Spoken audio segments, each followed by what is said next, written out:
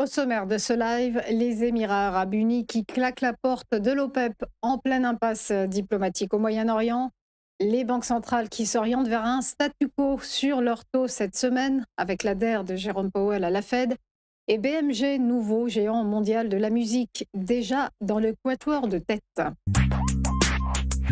On commence par trois infos à retenir et cette nouvelle qui a fait l'effet d'un coup de tonnerre alors que la guerre au Moyen-Orient s'enlise. Les Émirats arabes unis ont annoncé leur départ de l'OPEP à partir de ce vendredi. Un retrait surprise sur fond de rivalité avec Riyad, l'Arabie saoudite dirigeant le cartel. Dans son communiqué, Abu Dhabi motive sa décision par l'intérêt national ainsi qu'une nouvelle stratégie de long terme. Membre du cartel depuis 1967, les Émirats arabes unis représentent 13% du poids total de l'alliance. Leur départ constitue donc un véritable coup dur pour l'OPEP, vraisemblablement fragilisé à l'avenir. Sur le front diplomatique de la guerre au Moyen-Orient, toujours aucune clarification au sujet des discussions entre Washington et Téhéran. Mais selon le Wall Street Journal, Donald Trump se préparerait à une prolongation du blocus du détroit d'Ormuz, privilégiant le statu quo. Insatisfait par les dernières propositions du régime sur le dossier nucléaire, Donald Trump étudie une nouvelle proposition iranienne pour débloquer ce point de passage stratégique. Le président américain a par ailleurs affirmé que l'Iran se disait en plein effondrement. De son côté, Téhéran a estimé hier que les États-Unis n'étaient plus en situation de dicter leur politique à d'autres pays. Alors, comment sortir de l'ornière? Comment parvenir à rouvrir ce détroit d'Ormuz? L'impasse diplomatique se prolonge et continue donc de tracter les prix du pétrole. Le baril de Brent a pris hier plus 2,6%, atteignant un plus haut depuis début avril et dépassant les 111 dollars. Et dans ce contexte, les investisseurs font preuve d'attentisme avant les décisions des banques centrales. Flou géopolitique, menaces inflationnistes et risque de pénurie sur l'approvisionnement énergétique mondial, autant de paramètres que la Fed et la BCE doivent prendre en compte pour leurs décisions monétaires, attendues respectivement ce soir et jeudi. Des deux côtés de l'Atlantique, un statu quo est attendu sur les taux directeurs, alors que la Réserve fédérale américaine termine son comité de politique monétaire aujourd'hui. Ce sera l'ultime réunion de Jérôme Powell qui prendra la parole ce soir. Il doit céder sa place à la mi-mai et aura passé 14 années dans l'institution, dont 8 à la présidence.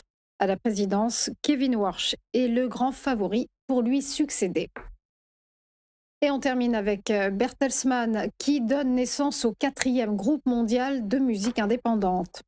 En fusionnant les activités de BMG avec celles de l'américain Concorde, le géant des médias vient directement se placer derrière le trio Universal, Sony et Warner. L'accord a été conclu hier.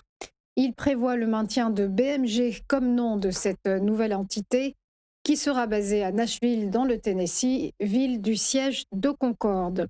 Quant au siège européen, il se situera à Berlin.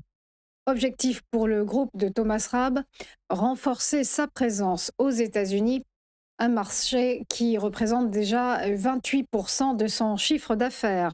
Au terme de la transaction, Bertelsmann détiendra 67% du capital de cette nouvelle entreprise.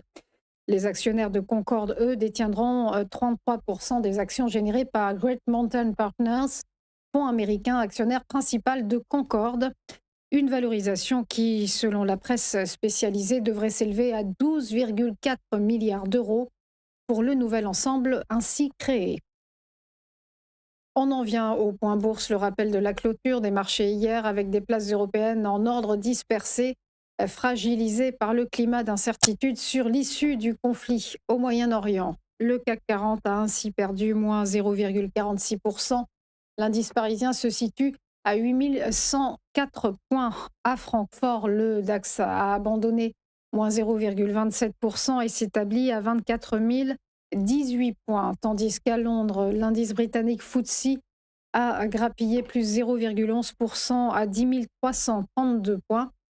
Mais plus au sud, l'ambiance était moins morose. À Milan, le MIB italien a gagné plus 0,77% et en Espagne, l'indice madrilène IBEX 35 a progressé de plus 0,46%. À Wall Street, les indices ont terminé dans le rouge. Le Dow Jones est resté quasiment stable, moins 0,05% à 49 141 points. Le S&P 500 a cédé, moins 0,49% à 7 135 points. Et quant au Nasdaq Composite, il a chuté de moins 0,9% à 24 663 points. On termine avec le Nikkei à Tokyo. L'indice japonais a fini en abandonnant moins 1,02%. Voilà pour les dernières news. On marque une pause et on se retrouve juste après pour Chronocac. À tout de suite.